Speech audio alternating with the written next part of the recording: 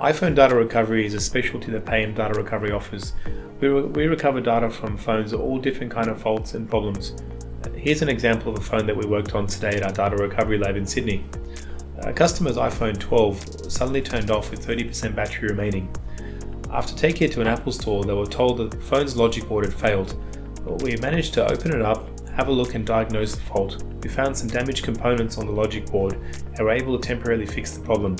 This allowed us to access the data on the phone, which allowed us to make a backup of all the photos and videos as well as a full iTunes backup. Our customer then got the hard drive that we provided with all the data to take back to an Apple store to get the phone replaced, take the iTunes backup and restore it back on the phone. This allowed our customer to get all the photos that they took of a newborn baby that was recently born.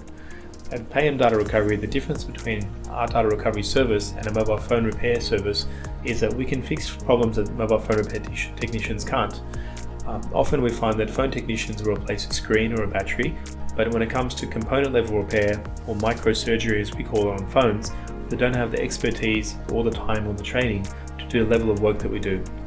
Sometimes our phone technicians will spend up to 40 hours researching and finding a fault to be able to access the data on your phone, where mobile phone repair technicians may often only limit themselves to 1 or 2 hours of work. So if you have a phone or an iPhone that has a fault and you can't get the data off it, give us a try. There's a chance we can help if no one else can.